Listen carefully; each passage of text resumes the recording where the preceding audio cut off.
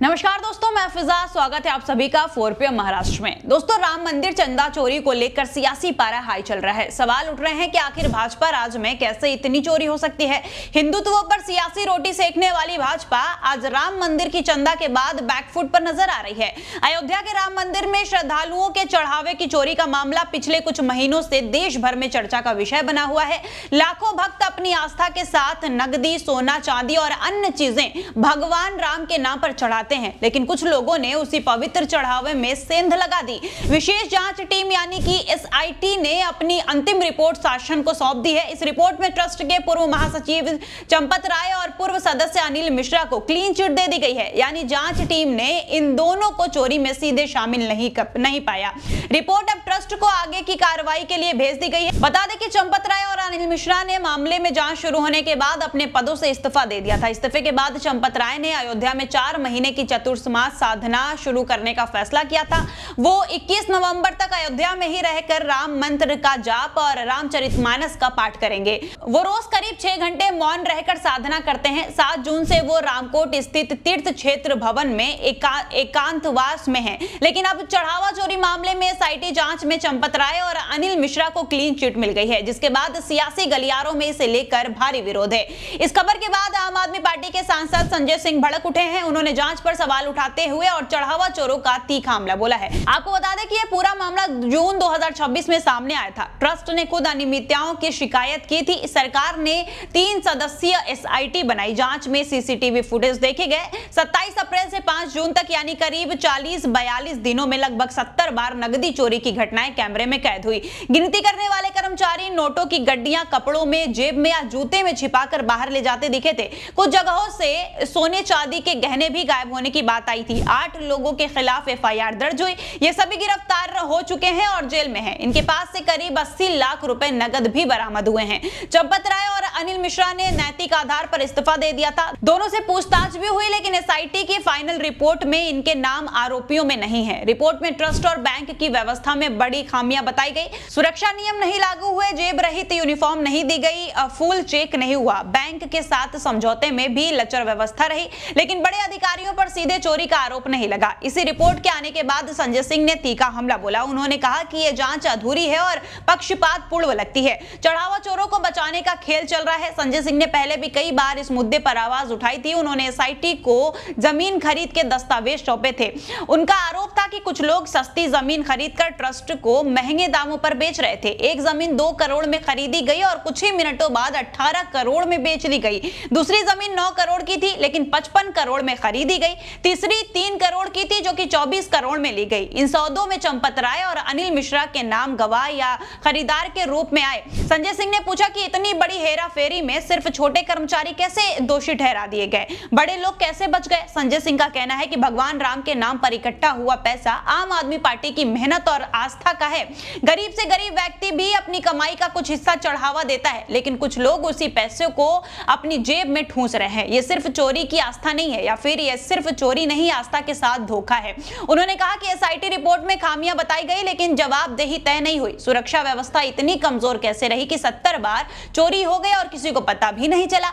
गिनती वाले कर्मचारी किसकी सिफारिश पर रखे गए थे? टिंकू यादव तो चंपत राय के करीबी बताए जाते हैं, फिर भी बड़े अधिकारियों को साफ चीट दे दी गई। संजय सिंह ने जांच पर सवाल उठाते हुए कहा कि यह रिपोर्ट सिर्फ छोटी मछलियों को पकड़ने वाली लगती है, असली बड़े लोग तो बच रहे हैं। उन्होंने मांग की कि सुप्रीम कोर्ट की निगरानी में चल रही दूसरी SIT पूरी ईमानदारी से जांच करें। जमीन सौदे की भी पूरी जांच है, बैंक की भूमिका भी साफ है, ट्रस्ट में पारदर्शिता लाई जाए। उन्होंने इस मामले को लेकर X पर वीडियो पोस्ट करते हुए लिखा कि चंदा चोरी, चढ़ावा चोरी, निर्माण कार्य में चोरी, जमीन खरीद में चोरी, हर चोरी के मुख्य आरोपी चंपत राय और अनिल मिश्रा SIT की जांच में बरी कैसे हो सकते हैं। मैंने जो जमीन घोटाले के कागजात SIT को सौंपे हैं, उसमें चंपत राय और अनिल मिश्रा के हस्ताक्षर हैं। आखिर वो बच कैसे सकते हैं? साथ ही इस वीडियो में क्या कुछ कहा, आप भी सुनिए।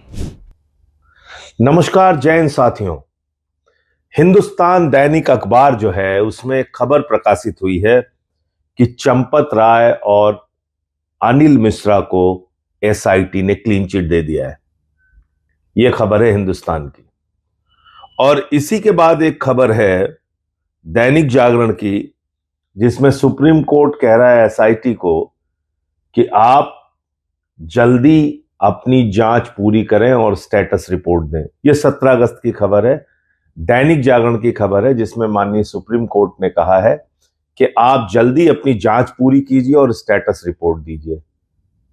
तो जब स्टेटस रिपोर्ट सुप्रीम कोर्ट मांग रहा है तो ये क्लीन चिट कैसे मिल गई? दोनों में से कौन सी खबर सही है?